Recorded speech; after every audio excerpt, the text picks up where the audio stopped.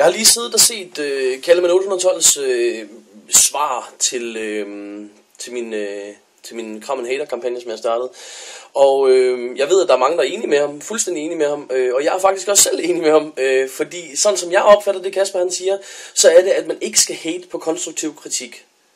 Og det kan jeg kun være fuldstændig enig i, altså, eller jeg mener, at man ikke skal lave den der norm, det er også synd for dig på konstruktiv kritik. Og det, jeg har aldrig på noget som helst tidspunkt været imod konstruktiv kritik. Og jeg kan også godt se det, han mener med, det er måske ikke alle folk, der ser min video, der helt præcis er med på, hvad der er hate og hvad der er konstruktiv kritik. Fordi hvis jeg får en dislike på en video, det er jo ikke hate. Altså, det er det jo ikke, for det kan være, at det er en lortevideo, jeg har lavet. Det er slet ikke umuligt, altså, jeg har lavet mange lortevideoer, og det ved jeg, det er der rigtig mange af os på YouTube, der har. Det jeg mener hate er, og jeg kan godt forstå Kaspers intention her, hvor han vil ligesom gerne have en hvad skal man sige, en definition på, hvad hate er, hvornår bør man bruge det her for eksempel. Og der vil jeg sige, at hate det er, når, som jeg også insinuerede, ligesom lagde op til i min første video, det er, at det er, når folk går ind og bliver personlige. Han kommer ind på det her med, at, hvad skal man sige, at hvis folk skriver, at det er en dårlig video, man har lavet, men det vil jeg mene, at det er ikke hate som sådan. Altså hvis folk de synes, at jeg har lavet en dårlig video, de så skriver, hey Brian, den video her, den brød jeg mig fandme ikke om, fordi jeg synes den var for lang, og egentlig så ved jeg ikke, jeg synes måske ikke helt om indstillingerne, jeg synes din grafik er lidt dårlig, og så du er sgu også lidt kedelig at høre på den her video. Altså det tager jeg imod med kysshånd, fordi jeg er glad for at få respons på, hvad jeg laver på YouTube. Det jeg så har lidt sværere ved, det er, når folk går ind og bliver personlige og bare siger, hey, du er dum og fed og grim. Jeg ved godt, at jeg er fed. Jeg ved også godt, at jeg ikke er den smukkeste mand i hele verden, eller kønneste, eller noget som helst den retning der. Dum ved jeg, at jeg ikke er, så det er jo bare pis. Men det jeg mener, det er bare, at der går det ind og bliver hate. Og vi skal alle sammen, alle os, der ligesom er med i det her, at kramme en hater, og alle os, der vil gøre noget ved det her med folk, der hater. Vi skal lige huske at holde øje med, hvad det er, vi kommenterer på. Vi skal lige huske at holde øje med, hvad det er, vi skriver til, og så videre, og så lige stikke fingeren i jorden. Er det her egentlig konstruktiv kritik? Er det her noget, som videoskaberen faktisk kan bruge til noget, eller er det bare fucking hate? Jeg synes, at der har været rigtig meget hate, og jeg synes personligt ikke, det er svært at skelne, men nu har jeg selvfølgelig også haft lidt mere, altså jeg har jo lavet YouTube siden 2006, så jeg er jo blevet udsat for lidt af hvert på YouTube, kan man sige. Men jeg vil sige, at jeg tror sgu, at de fleste folk, der følger med, uanset deres alder, de fandme godt kan skelne, og jeg synes, vi skal give dem lidt mere credit, end bare at sige, at de er ikke gamle nok til at forstå, hvad ordet hate betyder. For det synes jeg bestemt, de er. Altså, jeg kan se på, hvad skal vi sige, 90% af de kommentarer, jeg får ind på mine videoer, jeg får eddermame mange kommentarer, og jeg læser dem alle sammen, så derfor kan jeg sige det her 100% ærligt. Jeg kan se på sådan cirka 90% af kommentarerne på mine videoer, der kan jeg se, at folk de faktisk har noget mellem ørerne, og de faktisk er i stand til at sætte en ordentlig sætning sammen, og derfor også at læse en sætning. Og derfor burde de også kunne forstå, hvad der står i sætningen. Og derfor mener jeg, at jeg behøver ikke at stå her og definere, hvad der er hvad, og hvad der er hate, og hvad der er konstruktiv kritik. Men jeg synes måske, det er rigtigt nok, det som Kasper ligesom kommer ind på, med at det er måske en god idé, sådan ligesom at få lagt lidt fokus på det. Men jeg synes, vi skal adskille konstruktiv kritik og hate meget, altså fordi jeg kan bruge konstruktiv kritik til noget. Hvis jeg får at vide, at min lyd er dårlig, eller et eller andet der, så kan jeg jo faktisk arbejde på at gøre det bedre. Men hvis jeg får at vide, at jeg er grim, det kan jeg sgu ikke rigtig gøre noget ved. Altså, jeg har ikke råd til en plastikoperation, og jeg har egentlig heller ikke lyst til at lægge mig under kniven i 16 timer for at blive et kønnere menneske for din skyld, altså. Så jeg mener bare, jeg tror sgu godt, vi alle sammen vi kan skelne, hvad hate er, og hvad der ikke er hate. En dislike på en video er jo ikke hate, det ved vi jo godt. Jeg vil egentlig også gerne lige pointere, at jeg har ikke bedt nogen som helst om at hoppe med på Kram & Hater-bølgen. Det skete helt af sig selv. Folk så min video, og så valgte de simpelthen at gå med på ideen. Og det kan jeg kun være glad for, men jeg vil bare lige pointere, jeg har ikke bedt nogen som helst om at hoppe med på den her. Og det er rigtig, rigtig vigtigt for mig at pointere, fordi Kasper han siger for eksempel, at han kunne også få en masse folk til at hoppe med. Ja, det kunne jeg også. Jeg kunne garanteret få flere folk med på den. Men det ændrer ikke på, at jeg har ikke bedt nogen som helst om at gå med på den. Jeg sagde bare min mening. Og det synes jeg også, der skal være plads til. Lige så vel som Kasper, han har ret til at synes, det skal nuanceres. Det synes jeg egentlig også, det skal. Så på det punkt, der er vi faktisk ret enige. Men jeg synes bare, at vi skal sørge for at adskille hate og konstruktiv kritik, for der er kæmpe forskel. I min verden i hvert fald er der kæmpe forskel. Og jeg tror, hvis man slår ordene op, at hade og konstruktiv kritik, så kan man godt se, at det er ikke det samme. Når folk de hader på noget, så er det jo bare fuldstændig hjernedødt, det de fyrer af. Og det kan jeg ikke se nogen som helst, der har det godt med sig selv, hvordan de kan få sig selv til at gøre det, eller hvorfor de har behov for at gøre det, for den sags skyld. Konstruktiv kritik derimod, det er sådan noget, vi alle sammen vi kan gøre, om man har det godt eller ej. Man kan godt finde ud af, altså hvis man kan finde ud af at sætte sig selv bare en lille bitte smule til side, så kan man godt finde ud af at lave ordentlig konstruktiv kritik på en video, man ikke er enig med eventuelt. Selvom man har en dårlig dag. Det kan jeg godt for eksempel. I dag har jeg ikke en dårlig dag, men i teorien, hvis nu jeg havde en rigtig dårlig dag i dag, så ville jeg kunne lave den samme video, som jeg laver lige nu. Og sige det samme. Ikke dermed sagt, at det jeg laver er konstruktiv kritik på det Kasper han siger eller noget. Det her er egentlig bare en uddybning af, hvad jeg egentlig mente med det. Og jeg er lidt ked af videoen, den kommer nok til at blive lang, men det må I skulle lige undskylde i hvert fald. Og jeg vil også gerne lige sætte fokus på, at jeg faktisk ikke på noget som helst tidspunkt har sagt, at jeg ikke vil have nogen som helst negative kommentarer. Som sagt, endnu en gang, det handler om konstruktiv kritik, så er det helt i orden. Og en konstruktiv kritik kan fint blive skrevet med en negativ tone, og jeg tager det skam også til mig. Ellers tror jeg ikke, jeg var nået dertil, hvor jeg er nået på YouTube, hvis ikke jeg havde taget kritikken til mig, og havde lyttet til, hvad folk sagde, og hvad folk synes, jeg skulle gøre bedre. Og den der med, at der er lavet kanaler, som udelukkende er lavet for hate, det ser jeg ikke som det samme. Fordi hvis du tager en kanal som hed engang Ronnys Blog, den var jo lavet til, at folk skulle enten forstå, at det var en joke, eller også skulle de hoppe på, at ham her gutten, han faktisk var den, han udgav sig for at være. Og derfor så ville man jo så hate på den, og du ved, synes han var en idiot, og til grin og sådan noget der. Men det er meningen på sådan en video. Det er jo ikke meningen på min video, at jeg skal have at vide, at der skal ske det ene og det andet med min datter. Det er jo ikke meningen med min kanal. Og det har det aldrig nogensinde været. Og derfor synes jeg, det er hate. Jeg har lagt op til fra starten, at jeg gerne vil have at vide, hvad jeg gør forkert. Og jeg vil gerne have at vide, hvad jeg kan gøre bedre, osv. Men jeg har på intet tidspunkt prøvet at lade nogen tro, at det er okay, at de fortæller mig, at jeg er dum og grim og fed og ulækker, og at alle de ting, der nu er blevet skrevet om min datter. Altså, det har jeg på intet tidspunkt sagt er okay. Just for the record, så synes jeg ikke, at en hater er et sørgeligt menneske som sådan. Men jeg kan ikke lade være med at have lidt ondt af folk, som folk har travlt. Jeg kan ikke lade være med at have lidt ondt af folk, som har travlt med at hate uden grund. Altså folk, som bare bliver personlige, fordi de ikke lige bryder sig om min person, eller din person, eller whoever. Dem kan jeg sgu ikke lade være med at have ondt af, fordi jeg kan ikke forstå, jeg kan ikke i mit hoved forstå, hvis man har det godt med sig selv, at man så skulle kunne finde på at gøre sådan noget. Fordi vi kender alle sammen, når vi har en pissegod dag, så har vi da ikke lyst til at svine nogen ting. Så er vi i godt humør, og vi har det dejligt.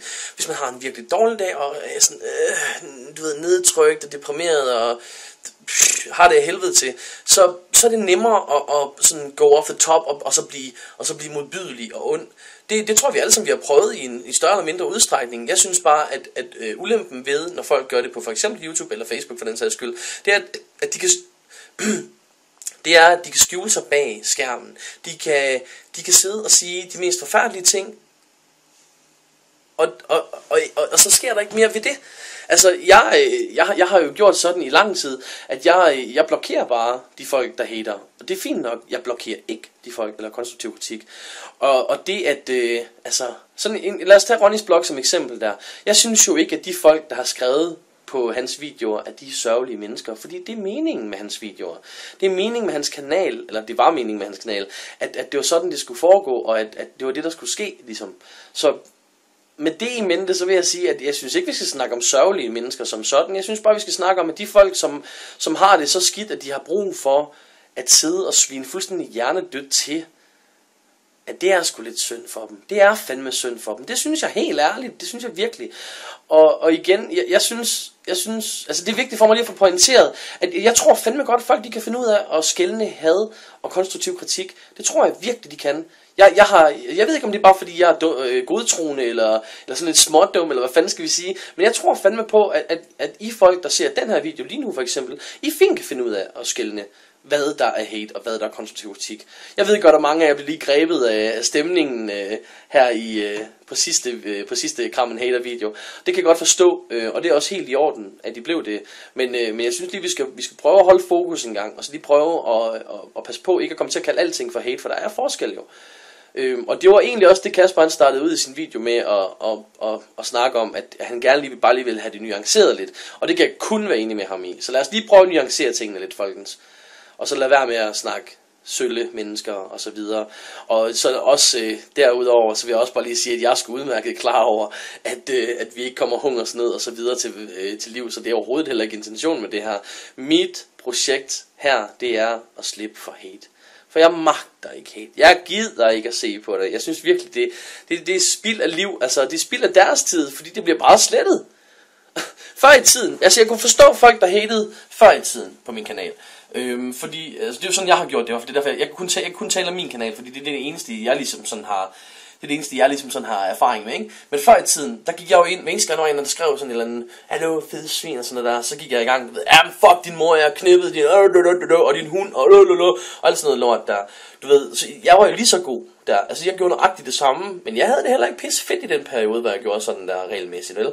Jeg har altid givet comebacks, og jeg har altid, hvis der er en eller anden, der fyrer en eller anden sviner af til mig, så kommer jeg stadigvæk til det den dag i dag, men det er ikke ens betydende med, at jeg har det helvede til. Det er bare fordi, at du ved, altså, jeg har lavet hiphop siden, ja, det ved jeg ikke, i 14 år nu, ikke? Og der er, hiphop, det er sådan en konkurrencementalitet, i hiphop, hvor hvis du sviner mig til, så noterer jeg i baghovedet, det var fandme et godt diss det der, og hvis jeg sviner dig tilbage, så er det faktisk en kompliment. Men igen, hate kan vi bare ikke bruge til noget. Det eneste vi kan bruge det til, det er at grine lidt af det, og så sige, det var sgu da synd for ham, han har det så skidt. Altså, kom, ja, tag en krammer, kom. Kasper han nævner så det her med, at jeg brokkede mig over, at min 4-årige datter, hun også får hate. Lad mig lige rette op på en misforståelse, som jeg tror, der har været. Fordi det er ikke, at folk har skrevet, hold kæft, for lyder hun dum, eller sådan noget i den retning der. Folk har skrevet, eksempelvis fik jeg på livestreamen i går noget i retning af, Brian, der ligger en stor fed nære hjemme hos din datter og boller hende. Det er ikke konstruktiv kritik. Det er en idiot, der ikke har fattet noget som helst af noget som helst. Og hvis man skriver sådan noget om et fucking barn, så er jeg ligeglad med, om hun har været med i 50.000 fucking videoer på min kanal, eller alle andres kanaler. Sådan noget gør man bare ikke. Det er så fucking ulækkert, og folk skulle satme skamme sig, når de gør sådan noget der. Og ja, jeg bliver gal over det her, fordi det er så snot latterligt, at man kan finde på at gøre sådan noget. Hvad fanden bilder man sig ind, når man skriver sådan noget lort? Helt ærligt. Tag dog fucking sammen. Men til Kasper, du ved ikke, hvad der er blevet skrevet, selvfølgelig, fordi, guess what, jeg fucking sletter det. Og de folk, der skriver sådan noget lort der, de bliver bandet. De opretter nye kanaler hele tiden. De opretter nye konto på livestreamen og så videre der. Ja, og de bliver ved med at skrive det. Ja, men det må for fanden være, fordi de har det af helvede til. Ellers så vil man det for fanden ikke ved sine fulde 5 skrive sådan noget.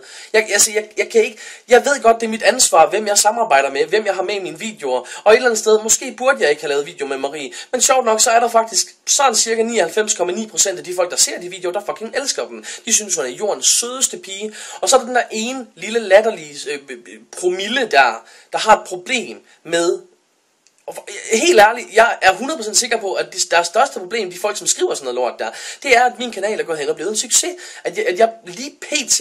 Måske er den største danske dansktalende YouTuber, som laver gamingvideoer, og jeg kan godt forstå, at de er nederen over det, fordi helt ærligt, hvad fanden gør jeg, som de ikke kan finde ud af? Ikke en skid, men jeg har bare været heldig og ramt en bølge, eller hvad fanden skal man sige.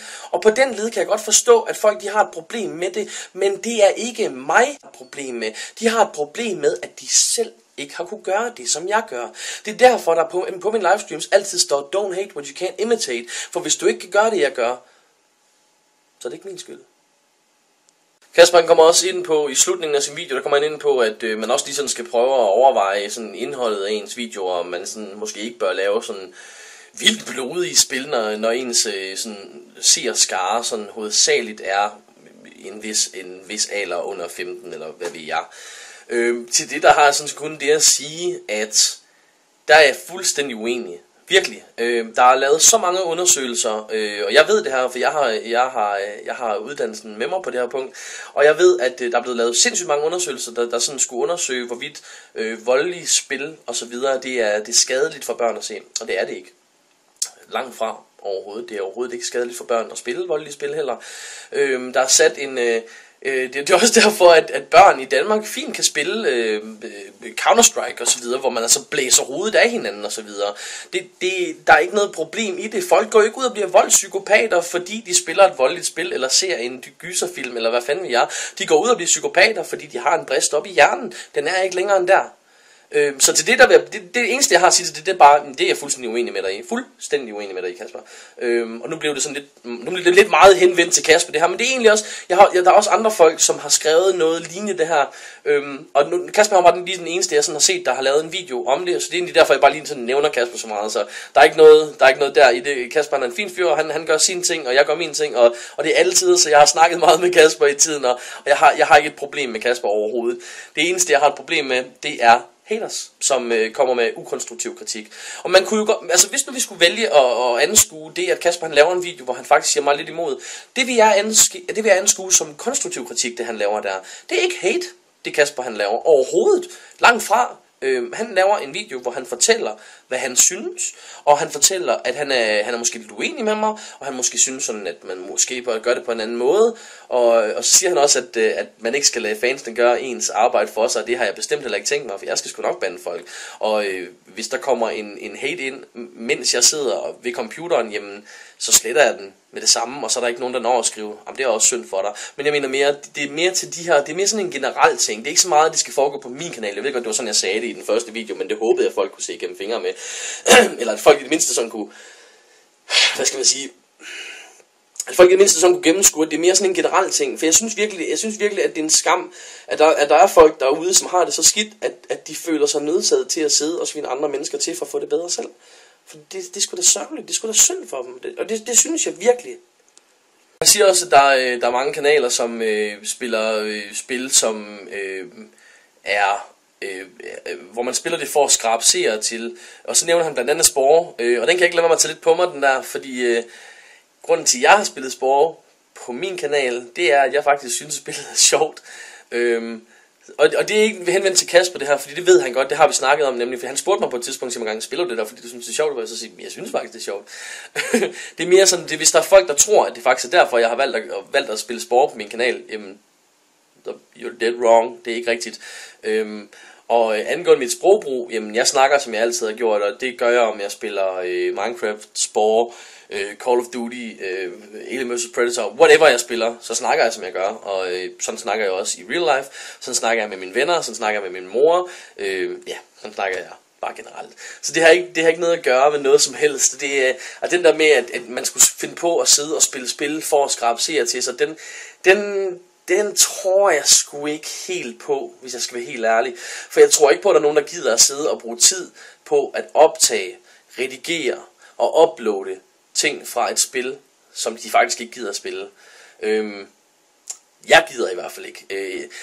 Og det er måske det kan godt være det kan godt være det der den er. Altså jeg synes bare at det der gør en video god med et spil, det er at man kan mærke at den der spiller det faktisk synes det er fedt at spille.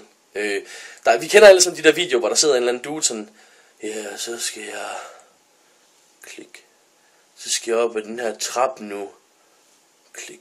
Du ved, det gider man jo ikke at se på. Det er bedre, hvis der er nogen, der ligesom lever sig ind i det, og har det sjovt med det, og man kan se og høre, at personen synes, det er fedt. Til slut vil jeg bare gerne lige give Kasper fuldstændig ret. Lad være med at sluge alt det, som en større YouTuber siger, Rod. Det er der ingen grund til. I har alle sammen en hjerne, og den burde, hvis den er i stand til at få jer ud af sengen om morgenen, og til at stå på benene, så burde jeg også kunne være i stand til at kunne strikke en ordentlig tanke sammen selv, og derfor lade være med bare at følge folk blindt. Det vil jeg give fuldstændig ret i, det skal man lade være med, og det er en sikker vej til lort, hvis man gør det. Så lad endelig være med det. Derudover vil jeg sige, at det var faktisk også det, jeg lagde op til, at folk faktisk godt kunne tænke selv. Men jeg kan godt forstå et behov for nuancering i det her, og det håber jeg, der er opstået igennem den her. Så tusind tak, fordi I gad at se med, og jeg håber, I har givet at se det hele her. Ja, det var alt. Brian from Denmark, signing off. Peace.